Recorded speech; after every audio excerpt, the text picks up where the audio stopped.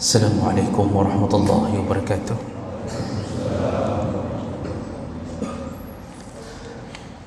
Alhamdulillahil wahidil ahad, lam yalid wa lam yulad wa lam yakul lahu kufuwan ahad. Asyhadu an la ilaha illallah wahdahu la syarika lah wa asyhadu anna Muhammadan abduhu wa rasuluhul karim. Allahumma salli wa sallim ala nabiyyina wa sayyidina al-Mustafa Muhammadin wa ala alihi wa ashabihi ajma'in. Amma ba'd. Rabbi shrah li sadri wa yassir li amri wahlul 'uqdatam min lisani yafqahu qawli. Segala puji bagi Allah, kemuliaan salawat dan salam kepada Rasulullah, pada keluarga dan seluruh sahabat-sahabatnya. Bapak Ibu jemaah salat subuh yang Allah muliakan, insya-Allah kita akan menyambung pelajaran kita masih tentang amalan-amalan yang menjadi perisai dari api neraka. Di pertemuan kita sebelumnya kita sudah membahas di antara amalan yang membuat kita terhalang masuk ke dalam neraka Allah adalah bersikap lemah lembut, dekat dan memudahkan urusan sesama muslimin.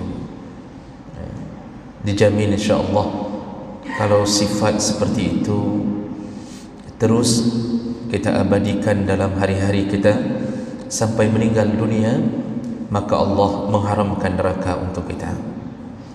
Baik, kita sambung dengan amalan berikutnya yang bisa menyebabkan neraka diharamkan untuk kita, yaitu orang-orang yang sempat bersedekah karena Allah dan kalau tidak mampu hendaknya dia berkata-kata yang baik.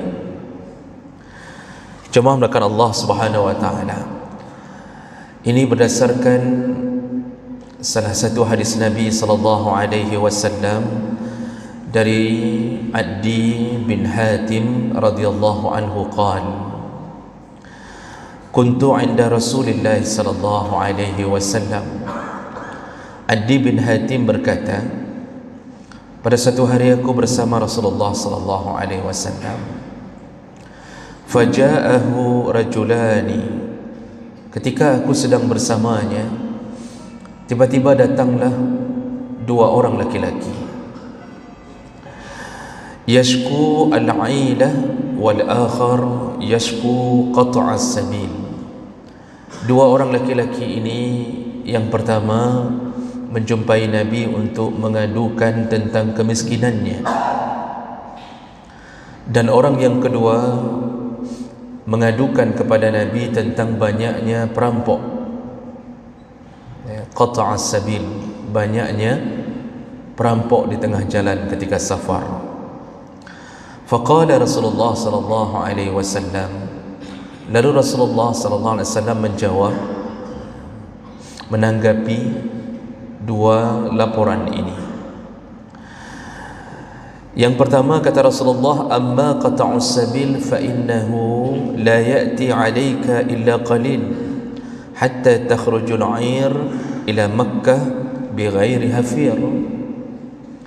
Tentang para perampok, kata Rasulullah, nanti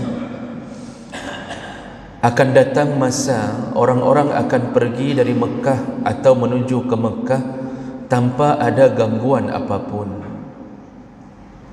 Artinya akan datang pada masanya perampok itu hilang sendiri. Tidak akan ada lagi pekerjaan rampok dan orang nanti akan bisa berjalan dari Mekah keluar atau dari luar ke Mekah tanpa ada gangguan sama sekali. Nah, ini maksud Nabi, semua kita akan berubah dari sifat jahat ke sifat baik. Itu ketika mengenal agama dengan baik. Yang dimaksud perampok tadi adalah perampokan di masa jahiliyah. Gaya orang hidup di masa jahiliyah itu salah satunya adalah memang suka membunuh, suka merampok. Jadi kalau ada satu kafilah lewat di tempat kafilah yang lain sedang berada, itu dirampok. Dan itu akan berubah, kata Nabi, semakin dekat mereka dengan agama, semakin kenal dengan Islam, maka semakin baik. Dan buktinya memang terjadi. Ketika Islam berada di penghujung, itu perampokan semakin sedikit dan hampir tidak ada. Kenapa begitu? Rata-rata sudah mengenal Islam dengan baik. Maka agama ini menentukan pekerjaan seseorang. Orang kalau sudah dekat dengan agama, biasanya jauh dari maksiat. Dan orang kalau masih terus bermaksiat, biasanya kurang dekat dengan agama. Tanyalah kepada orang-orang yang mengedarkan sabu-sabu, nah di semayang, ada dia puasa, adakah dia melakukan zikir-zikir seperti orang salat? Maka dipastikan mereka yang bermaksiat hari ini rata-rata tidak mengenal agama. Dia kenal agama, dia tidak laksanakan. Nah, jadi Nabi menjawab masalah banyaknya perampok, nanti akan datang masa perampok itu akan hilang dengan sendirinya. Nah, kemudian Nabi menjawab orang yang kedua, kata Rasulullah, wa ammal 'ailatu fa inna as-sa'ata la taqumu hatta yatufu ahadukum bisadaqatihi la yajidu man yaqbiluha minhu. Masalah orang-orang yang menderita kemiskinan hari ini, kata Rasulullah, nanti akan datang masanya semua orang Allah berikan kekayaan, sehingga ketika engkau ingin memberi sedekah, engkau tidak tahu mau memberi ke mana. Semua orang menolak sedekahmu. Jadi kemiskinan ini tidak akan terus datang sepanjang zaman, kata Rasulullah. Akan datang suatu masa orang akan menolak sedekah. Kapan itu terjadi? Yaitu ketika menjelang kiamat. Menjelang kiamat akan datang masa orang kaya semuanya. Allah tumbuhkan segala macam rezeki, mulai dari balik tanah-tanah mereka. Dari atas langit Allah turunkan hujan yang menyuburkan tanah mereka. Semua orang panen besar-besaran, semua orang dinaikkan gajinya. Orang dulu mungkin kerja tahun sekitaran 50-an ke atas, 1950-an sampai 1980-an atau 90-an, itu gaji masih sedikit. Sekarang orang rata-rata mendapatkan sertifikasi. Gaji 3 juta dapat sekali lagi dari sertifikasi. Orang sekarang sudah mudah untuk membeli sepeda lipat. Padahal harga sepeda lipatnya 50 juta sampai 40 juta. Yang dulu kita jangan akan mikir untuk lipat, yang tegak saja tidak dapat. Sepeda lurus saja susahnya minta ampun untuk beli. Sekarang orang yang lipat pun dia beli. Orang hari ini karena banyak uang itu membeli hal-hal yang kadang-kadang tidak terlalu dibutuhkan. Lihatlah pot bunga hari ini, Masya Allah, viral. Padahal anak tak perlu ke pot bunga, tapi viral. Kenapa? Karena suka. Atas dasar suka saja sudah beli. Butuh tidak butuh itu nomor 2. Yang penting indah.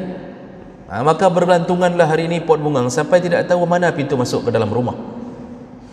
Begitulah ibarat orang hari ini. Dan ini akan terus berlaku, terus akan kaya orang. Dan di saat itu tidak ada lagi yang mau menerima sedekah, terutama detik-detik menjelang terjadinya kiamat. Allah buka pintu rezeki habis-habisan. Tapi di saat itulah orang-orang akan ditimpa musibah, yaitu melupakan Allah Subhanahu wa taala. Maka maksud Rasulullah menasihati orang miskin ini, jangan takut dengan miskin. Miskin itu nanti Allah akan rubah jadi kaya. Tapi selama belum jelang kiamat, miskin Allah jaga. Allah berikan sebahagian kita miskin, Allah berikan sebahagian kita kaya. Allah sayang ke orang miskin agar cepat masuk surga melalui kesabaran dalam menghadapi kemiskinannya. Allah sayang pada orang kaya yang beriman, semoga dia cepat masuk surga melalui rasa syukur di atas nikmatnya. Jadi dua-duanya punya hikmah. Dan lebih hebatnya orang miskin yang sabar dengan apa yang Allah tentukan pada dirinya. Kata Rasulullah sallallahu alaihi wasallam, kalau mereka berasal dari golongan muhajirin, iaitu yang hijrah bersama Nabi sallallahu alaihi wasallam. Jadi golongan muhajirin dulu ketika pindah dari Mekah ke Madinah itu tidak bawa apa-apa. Jadi bukan seperti kita pindah dari satu rumah ke rumah yang lain, pindah dengan truk semuanya kita bawa, ya, sofa kita bawa, kasur, tidak dibawa apa-apa, hanya baju yang melekat di badan, bahkan binatang ternak pun ditinggalkan. Makanya mereka ini ketika sampai di Madinah, mereka menjadi ahlus sufah, yaitu golongan yang tiba-tiba mendapatkan kemiskinan padahal waktu di Mekah kaya. Mereka tidur di mana? Mereka tidur di lantai-lantai masjid. Rasulullah mengizinkan mereka untuk membuat kemah-kemah di sekitaran masjid, dan tidak ada makanan. Yang membantu cuma kaum Ansar. Dari kaya sekali di kota Mekah berubah jadi miskin sekali, dan itu jumlahnya hampir mencapai 70 sampai 80 orang dari kaum muhajirin, ya.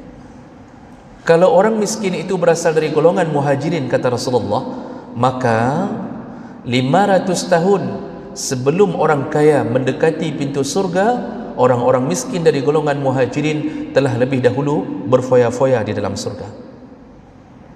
Dalam hadis yang sahih, 500 tahun segala orang kaya merempak dengan pintu surga, orang miskin sudah berada dalam surga 500 tahun sebelumnya.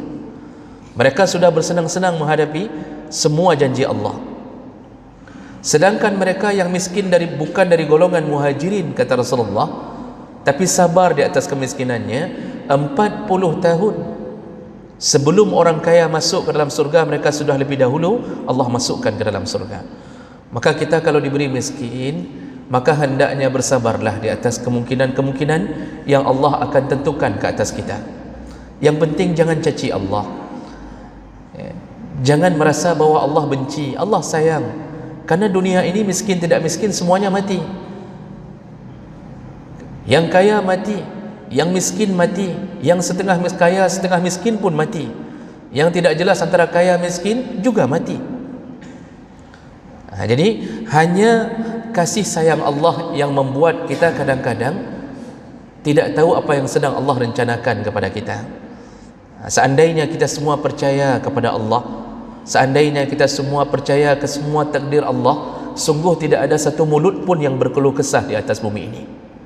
Kalau orang percaya bahwa dia sedang berada di dalam kasih sayang Allah, maka dia akan menyerahkan hidupnya bulat-bulat kepada Allah.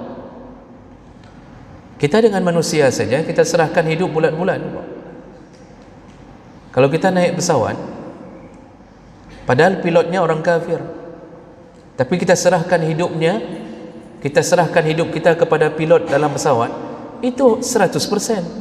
Saking tawakalnya kita kepada pilot, begitu masuk pesawat langsung tidur, padahal kita tidak tahu itu pilot ahli atau tidak, itu pilot ada orang kafir atau Islam. Bagaimana kalau dia seandainya jatuh mati pesawat itu, kita pun ikut.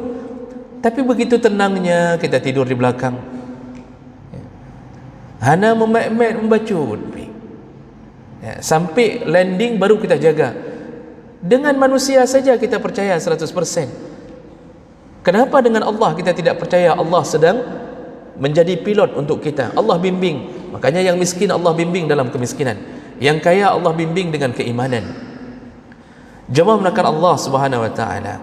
Jadi Rasulullah sallallahu alaihi wasallam mengatakan yang merasa tidak aman nanti aman dari perampokan. Yang merasa miskin jangan khawatir, nanti akan datang masa semua orang akan kaya, tapi malah yang kaya itu yang bermasalah, ya. Lalu kemudian Rasulullah mengatakan, summa la yaqifanna ahadukum baina yadayillah laisa bainahu wa bainahu hijab wala tarjuman yatarajjamu lahu. Nanti semua urusan ini, yang miskin, yang dirampok, yang merampok, semua urusan ini nanti akan berakhir di hadapan Allah Subhanahu wa taala. Maka dia akan mempertanggungjawabkan semua urusannya di hadapan Allah, dan dia berdiri nanti di hadapan Allah, tidak ada hijab antara dia dengan Allah, dan tidak ada terjuman. Jadi nanti kita di akhirat, kata Nabi, Kita ini akan bertanggungjawab langsung di hadapan Allah. Tidak ada hijab di antara kita dengan Allah, tidak ada penghalang. Kita bisa melihat Allah seperti melihat bulan purnama, dan kita bisa berbicara dengan Allah. Tidak ada terjemahan, tidak ada terjemahan, tidak perlu penerjemah antara kita dengan Allah. Nah, disitulah semua orang akan bertanggung jawab. Lalu kemudian summa la yaqulanna lahu, lalu Allah akan bertanya kepadanya. Apa kata Allah? Alam utika malan, bukankah di dunia aku telah memberikanmu harta? Kata Allah. Fala yaqulanna bala, lalu orang ini menyebutkan, benar ya Allah, bahwa engkau telah memberikan kami harta. Summa la yaqulanna, lalu Allah kembali bertanya, alam ursil ilaika rasula, bukankah di dunia aku telah mengirimkan kepadamu seorang rasul? Fala yaqulanna bala, benar ya Allah, kami telah didatangkan rasul kepada kami. Fayanzuru an yaminihi fala yara illa an-nar, summa yanzuru an shimalihi fala yara illa an-nar. Lalu kemudian ketika pertanyaan Allah terus bergulir dan dia menjawab satu persatu pertanyaan Allah, lalu kemudian dia melihat ke kanannya, tidak ada lain yang nampak kecuali neraka. Lalu dia lihat ke kirinya, tidak ada lain yang nampak kecuali pemandangan neraka. Ini hadis ini, dalam hadis ini Rasulullah ingin mengatakan, kita ini nanti disidang di hadapan Allah dengan semua kekayaan, dengan semua kesabaran, semua apa yang kita lakukan, disidang di antara neraka Allah. Kanan neraka, kiri neraka, dan semua kita, baik saleh, mukmin, semuanya harus melihat neraka Allah. Apa hikmah disuruh melihat neraka Allah? Agar pertama, kita ini benar-benar yakin bahawa yang kita baca dalam Al-Quran tentang neraka, benar adanya neraka. Jadi ini menghapus keraguan, kiban neraka, betul puhana le. Bagaimana dahsyatnya neraka. Allah akan sidang kita dan kita dalam keadaan melihat neraka kanan dan kiri.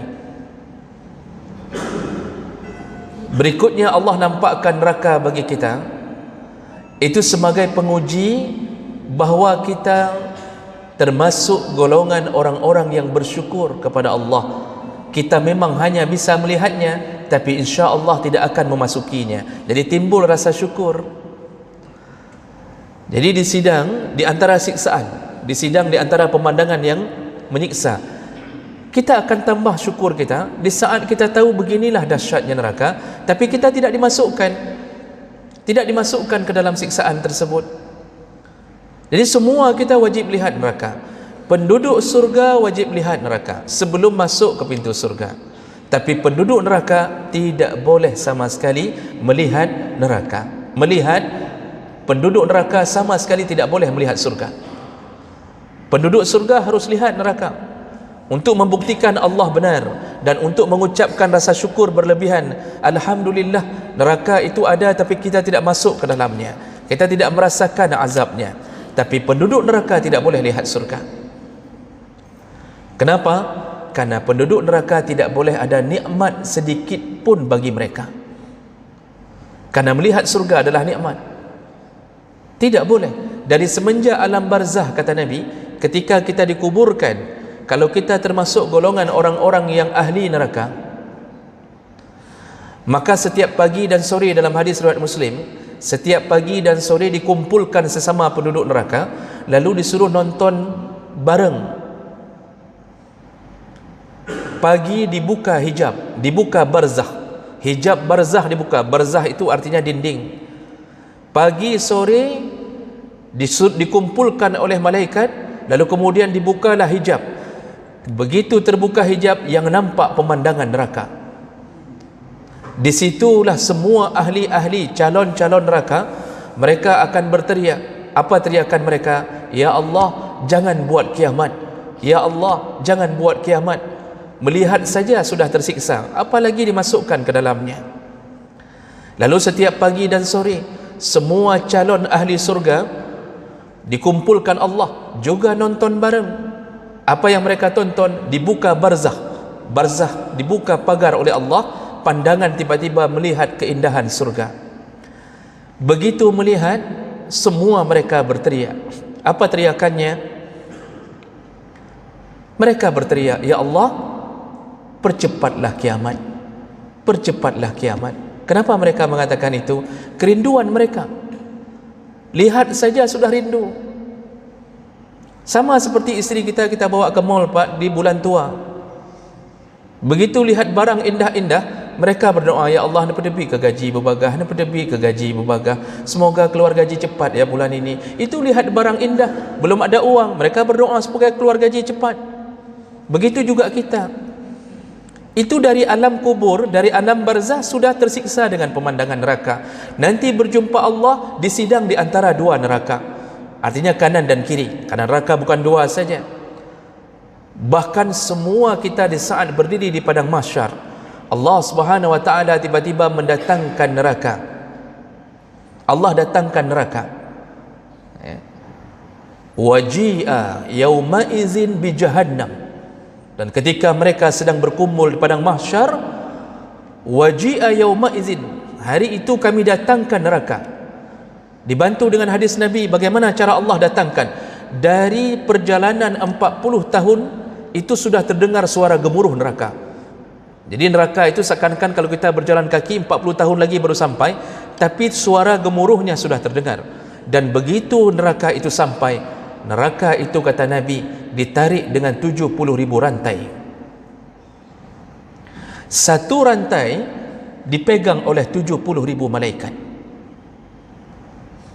Makanya neraka itu, perwakilannya Jahannam, itu sedahsyat-dahsyatnya neraka. Percikan air dalam neraka, waktu mendidihnya neraka, Rasulullah, Allah Subhanahu wa taala yang menyebutkan ketika air mendidih itu ada percikan-percikan bergelembung-gelembung, memercik-mercik di atas air. Neraka, percikan yang kecil itu, satu percikannya sebesar istana, kata Allah Subhanahu wa taala. Jadi waktu dia memercik, satu percikan sebesar satu istana.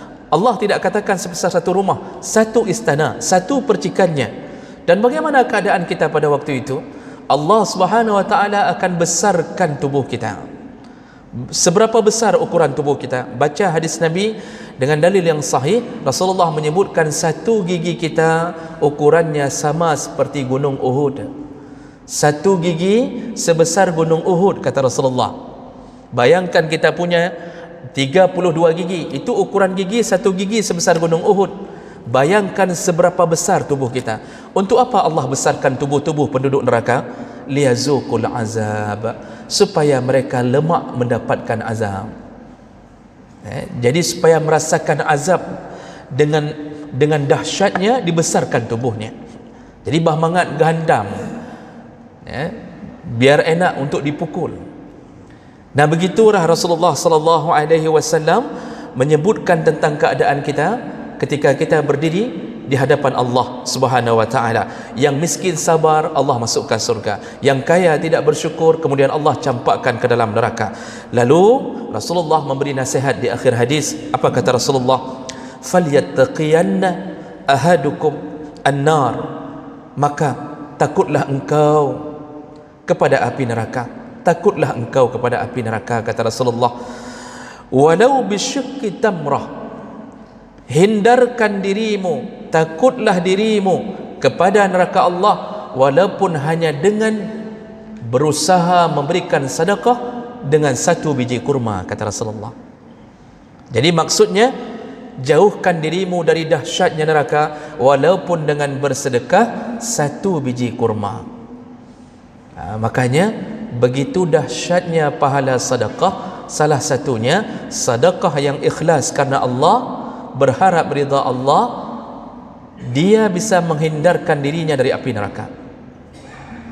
Oh, kita ada bersedekah, tapi maksiat lain pun jalan. Sedekah, pajuh riba, pajuh laju. Yang cemucu laju. Mencuri kita jalankan, korupsi kita jalankan, menzalimi orang kita jalankan, lalu kemudian kita bersedekah. Apa kata Rasulullah sallallahu alaihi wasallam? La yaqbalullahu sadaqah min ghulul. Allah tidak akan terima sedekah dari harta yang ghulul. Harta haram diberikan sedekah, tidak berpahala malah berdosa. Oh, seandainya yang kita cari dari gaji PNS kita, yang haram-haram itu kita tidak sedekahkan. Kita tahu ini haram, yang kita sedekahkan hanya dari gaji yang halal kita saja. Kalau seandainya kita campurkan kebaikan dan keburukan, maka apa yang terjadi? Kita tidak langsung masuk ke dalam surga Allah, tapi transit duluan di dalam neraka, yang kehinaan menghambur. Disitulah habis-habisan kita. Satu hari di neraka, 1000 tahun yang engkau hitung di dunia. Seandainya kita melakukan kejahatan yang belum taubat, yang menyebabkan Allah memvonis sehari saja, kita bermakna 1000 tahun, seperti 1000 tahun kita hidup di dunia berada dalam neraka Allah. Makanya salah satu penghalang daripada api neraka, perbanyaklah sedekah. Kalau Rasulullah sudah berjanji satu kurma bisa menutup tubuh ini dari sentuhan neraka, apalagi dengan mengirimkan berbagai macam sedekah lain. Syaratnya apa? Ikhlas karena Allah Subhanahu Wa Taala. Jangan berharap dipuji, jangan berharap dipilih di 2022, jangan berharap apapun, jangan berharap namanya disebut-sebut dalam masjid, jangan ingin dikenal orang paling dermawan di atas dunia. Jangan, kalau bisa sembunyikan sedekah. Sedekah kalau diberikan terang-terangan berpahala apa? Selama hati ini tidak riya. Tapi menyembunyikannya itu lebih baik. Menyembunyikan sedekah itu lebih baik, menutup jalan menuju pintu riya. Maka sebelum kita meninggal dunia, bersedekahlah sebanyak-banyaknya. Kepada siapa sedekah terbaik? Allah Subhanahu wa taala menyebutkan dalam surat Ali Imran, yas'alunaka madza yunfiqun. Muhammad, kalau engkau ditanya sedekah yang akan engkau berikan kepada siapa yang paling baik, qul, katakanlah Muhammad kepada umatmu, ma anfaqtum min khair lil walidain, berikanlah sedekah itu lebih dahulu kepada kedua orang tuamu. Jadi orang tua dulu didahulukan. Bapak ibu yang dimuliakan Allah, barang siapa yang hari ini memelihara orang tuanya dengan nafkah yang dia cari, dia kirimkan setiap bulan 1 juta rupiah ke orang tuanya, maka lihatlah apa yang terjadi pada rezekinya. Dipastikan rezekinya bertambah-tambah. Bertambah itu tidak mesti jumlah. Gaji mungkin tidak naik, sertifikasi tidak lulus-lulus. Yang Allah tambah keberkahan pada rezeki. Semenjak kita mengirimkan sedekah kepada orang tua rutin, dia bahagia, dia terima amplop dari kita dalam keadaan terucap di hatinya, nyo ke nyo anak lum, yang tingat ke lum. Dia rida, air matanya menetes mengingat anaknya masih mengingatnya. Di saat itu Allah kirimkan keberkahan pada rezeki kita. Mungkin tidak bertambah jumlahnya, tapi keberkahan bertambah. Kita sudah tidak sakit-sakit lagi. Atau kemudian anak kita menjadi anak yang saleh. Dulu isteri kita mepep-pep di awal pernikahan, semenjak sering kita sedekah, hilang pep-pepnya, berubah jadi pendiam. Saking pendiam tidak bicara-bicara lagi. Semua senang, rumah selesai, tidak ambil riba. Sepeda lipat beli sendiri, ada yang kasih. Subhanallah, kita mampu dekat ke Allah, itu berkah dari hasil rezeki. Rojih gabuk dengan dunia, gabuk urah malam gabuk dengan dunia. Semenjak sering bersedekah, Allah kirimkan keberkahan. Entah kenapa lutut kita mudah menjalankan tahajud. Entah dari mana subuh mudah keluar. Dulu cukup payah kita keluar.